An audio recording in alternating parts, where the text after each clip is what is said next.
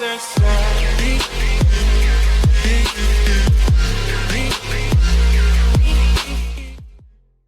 salut à tous amis, j'espère que vous allez bien. Moi ça va super, on se retrouve pour une nouvelle vidéo. Je suis en direct de ma voiture, directement en fait avec les portières ouvertes et un sommier de lit dans la voiture. Donc je vais être prudent, je vais rouler peinard et on va parler un peu de ce genre de trajet. Donc là j'ai donc un sommier de lit qui fait 2 mètres dans mon doblo. Donc c'est un doblo standard. Donc il faut rouler prudemment parce que évidemment ça fait bon, une charge pas excessive, mais c'est surtout le fait de rouler portière ouverte, c'est assez dangereux. Là je vois des gyrophares devant, je sais pas si vous voyez la vidéo. Du coup il faut être excessivement prudent. On arrime toujours ce qu'on transporte, c'est-à-dire toujours une corde accrochée, peu importe où, mais toujours une corde accrochée. Donc moi j'ai plusieurs points d'attache sur mon véhicule. J'en ai dans le coffre au sol et j'en ai sur les côtés, derrière les sièges. J'en ai un peu partout sur la portière aussi. J'ai pas mal d'accroches qui me permettent donc de bien accrocher ça. Donc je vais rouler peinard avec vous tout simplement. J'ai pas voulu faire Enfin, je vous ai fait une petite vidéo, comment dire, excusez-moi, je perds mes mots, c'est un peu compliqué. Je vous ai fait une petite vidéo du chargement que je vous mettrai donc là maintenant pour vous rendre compte un peu donc de quoi je transporte actuellement.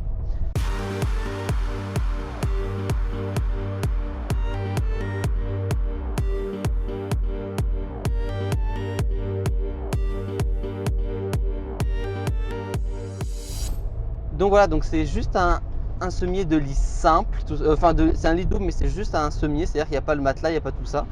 Donc je le transporte en biais dans le véhicule. C'est un doblo normal. J'ai 10 km à faire à peu près.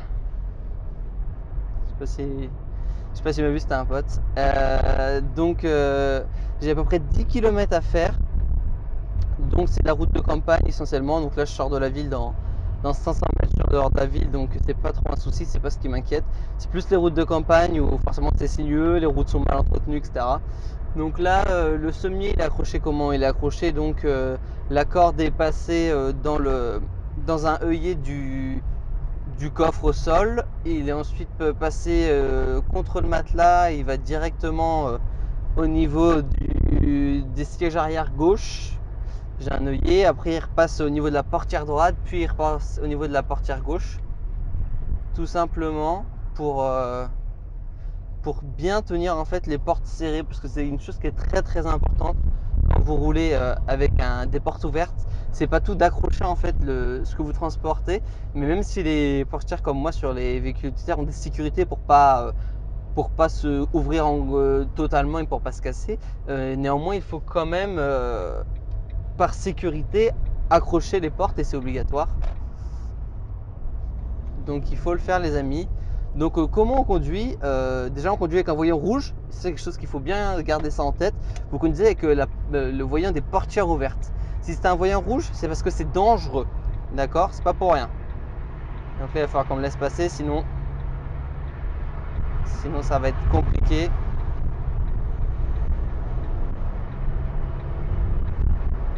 Hop, j'ai profité en fait. Voilà comment on s'en sert quand on a un véhicule chargé. On attend qu'il y ait quelqu'un derrière. On roule doucement sur la bande d'accélération, on attend qu'il y ait quelqu'un derrière nous. Et quand quelqu'un derrière nous qui déboîte, forcément ça fait ralentir notre voiture et là vous déboîtez devant elle. C'est pas très gentil, mais en général ce genre de personnes vous comprennent. Et voilà. Moi elle était derrière moi depuis un moment, elle savait que j'avais un gros chargement, donc elle m'a vu, elle a très bien compris que j'allais me servir d'elle pour m'engager. Donc ça c'est la première solution pour s'engager. La deuxième, il attend qu'il y ait un trou par magique, mais en général ça n'arrive jamais. Il est plus de 17 h donc ça n'arrive jamais. Donc vous conduisez avec un voyant rouge, c'est-à-dire que il y a un problème au niveau du véhicule. Effectivement, avoir des portières ouvertes, ça implique un enfant peut tomber, un objet peut tomber sur la voie.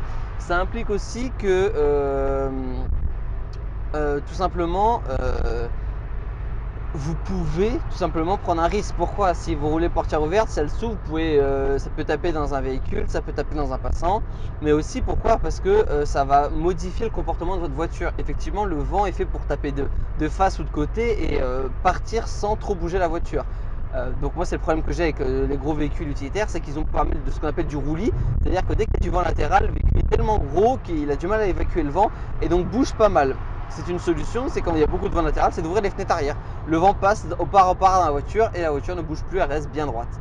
Le problème, c'est que voilà, on peut pas toujours faire ça, et là on se retrouve donc avec en fait les portières ouvertes qui vont subir une pression et qui peuvent un peu bouger le véhicule. Donc en cas de forte rafale, faites attention ou essayez d'ajourner, de déplacer à un autre jour votre déplacement d'objets encombrants. D'accord, c'est le premier point à faire attention. Après, si vous n'avez pas le choix, il y a aussi le fait quand il pleut ou autre. La pluie, c'est jamais mauvais, bon surtout suivant ce que vous transportez, etc. Et, et voilà, par où vous passez, essayez de choisir des endroits, des heures où il n'y a pas trop de monde et des heures tout simplement où vous passez par des, ou même s'il y a du monde, vous savez quelles sont les routes à emprunter pour, quitte à faire un détour, pour avoir le moins de monde possible, parce que plus il y a de monde, plus c'est dangereux. Les gros coups de frein, les gens qui déboîtent sans faire attention, bah ça c'est super dangereux, encore plus que d'habitude. Donc là, il faut redoubler de vigilance, il faut vraiment regarder partout, tous ces rétros, pas de musique, on se concentre sur ce qu'on fait. Même si le trajet doit durer 1 heure, bah pas de musique, c'est pas grave, on reste concentré sur ce qu'on fait. On anticipe tout, on accélère doucement, on freine doucement, on utilise énormément le frein moteur, quitte à ce que le moteur monte à 2500 tours et qu'il grogne un peu. Mais voilà, le but c'est de jamais freiner ou presque. Donc vous mettez le frein moteur, et c'est pas grave si des voitures s'accumulent derrière vous parce que vous prenez trop de temps, parce que vous ralentissez beaucoup trop tôt. Vous vous en foutez, d'accord? L'important c'est de ne pas tuer quelqu'un et de ne pas perdre sa cargaison, parce que oui, si je perds mon sommier et que ça va dans le pare-brise de la personne derrière, elle sera vraiment pas contente. Donc voilà. En général, les gens qui vous voient vous laissent assez facilement passer, etc. Mais ils préfèrent justement que vous soyez en général plutôt derrière eux que devant eux.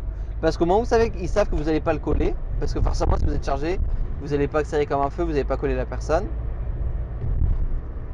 Par contre, effectivement, ils n'aiment pas trop vous laisser passer pour que vous soyez devant. Mais en général, cette sensation de j'ai pas envie est très vite résorbée. Alors quand on roule porte ouverte, on ne dépasse jamais 80, 90 grand maxi. Pourquoi? Parce qu'il y a beaucoup de vent et c'est arrive à une vitesse où vous pouvez très vite engendrer beaucoup de vibrations et donc perdre facilement votre chargement. Donc intéressant, et on a intérêt surtout à bien accrocher, d'où l'intérêt, ce que je vous expliquais, de tout faire avec des cordes, prendre plusieurs endroits. On dit toujours minimum 3 points de sécurité, c'est très important. Donc là pour moi c'est les 2 portières, l'œillet du sol plus l'œillet du siège passager, donc ça fait 4. Plus on appuie sur bien sûr le sommier de lit. Sinon en fait tout se passe quasiment comme d'habitude si vous roulez normalement. C'est-à-dire si quelqu'un qui est habitué à rouler sportivement avec une voiture de course, ou alors juste qui fait le kéké avec une vieille bagnole et qui en a rien à foutre et qui tape dans les vitesses, etc. Là forcément ça va vous faire tout drôle de rouler chargé et ça va être dangereux. Pour quelqu'un, on va dire plutôt sans vouloir généraliser, des adultes avec des enfants, etc., des personnes qui sont un peu plus responsables, ou alors des personnes qui ont un peu plus peur, donc qui sont vraiment très prudents, qui respectent les limitations de vitesse, qui regardent partout leur angle mort, gauche-droite. Là par contre ça va être très intéressant, pour eux parce qu'ils n'auront quasiment aucun changement. Il faudra juste garder en compte que le véhicule peut réagir un peu de manière aléatoire. On lâche pas le véhicule parce que même en ligne droite il peut aller de côté, et oui, avec le vent. Voilà. Après, qu'est-ce qu'il y a à faire attention, si jamais votre véhicule, ça dépasse vraiment trop de votre véhicule, il faut mettre un dispositif réfléchissant. Moi c'est pas le cas, hein, ça dépasse même pas les portières, donc il n'y a pas de souci, les portières sont refermées un peu dessus. Pareil, ça si vous pouvez, au lieu d'avoir les portières bien droites, légèrement les replier, mais même de pas grand chose, ça va permettre tout simplement d'éviter qu'il y ait trop de vent qui rentre dans le véhicule. Qu'est-ce qui est impressionnant quand on a le véhicule chargé comme ça, le coffre ouvert, parce qu'on n'est pas habitué à avoir en fait le son qui vient derrière. Donc les véhicules qui vous suivent, vous les entendez pas, ça c'est normal avec vu votre sens de votre direction.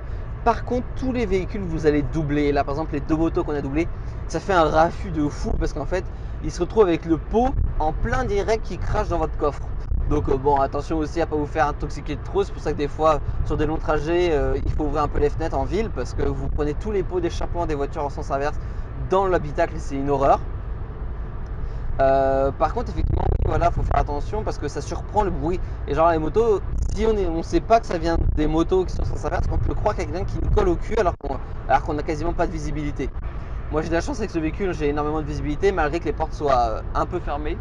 Ouais. On regarde très très régulièrement son chargement, on n'hésite pas de temps en temps à tourner la tête pour voir en vision directe si tout va bien. On vérifie surtout la corde, on essaye en fait quand vous attachez, c'est de passer un bout de corde au-dessus pour que vous puissiez en fait dans votre rétro, juste en levant un peu le regard, voir la corde et voir si elle tremble beaucoup ou pas. Si vous voyez qu'elle tremble énormément, ralentissez, vous allez trop vite. Si elle tremble à peine, c'est bon, vous pouvez continuer tranquillement. Parce que le problème c'est que plus il y aura de vibrations, plus il y a de chances que le nœud se défasse et que ça se desserre un peu et que vous puissiez perdre ou du moins que le chargement puisse un peu bouger dans le coffre. Et ça c'est assez mauvais. On fait attention à tout ce qui est dodane et des petits ralentisseurs comme ça. Ça c'est super chiant parce que ça fait plein d'un coup. Surtout le dodane c'est le pire, il faut vraiment les passer au ralenti. Première roulante obligatoire. Les intersections on ralentit, première roulante obligatoire. Et voilà. Je pense avoir tout dit. De base, on dépasse pas 90, on essaye de tout anticiper, on roule lentement, on fait attention au bruit qu'on entend, on surveille régulièrement son chargement. Minimum 3 points d'attache, on roule vraiment prudemment. Je pense que c'est tout pour cette vidéo. Je vous ai dit l'essentiel de ce genre de déplacement. On ne met pas ces warnings si vous roulez à une vitesse quasiment normale. C'est limité à 70, je roule à 70, pas besoin de warning, même si vous avez le coffre ouvert. Les gens voient que vous avez un coffre ouvert. N'hésitez pas par contre s'il y a genre un motard en sens inverse qui veut essayer de qui va dépasser la voiture d'en face, mettez un petit coup d'appel de phare pour qu'il comprenne qu'il y a quelque chose, parce qu'on ne sait jamais si vous perdez le chargement que vous ne le perdez pas en plein sur le motard. Et voilà, je vous dis à la prochaine. Ciao, bye bye. Allez, j'espère que ça vous a plu. Mettez un pouce bleu, un commentaire, n'hésitez pas à partager. Allez, à la prochaine les amis. Ciao, bye bye.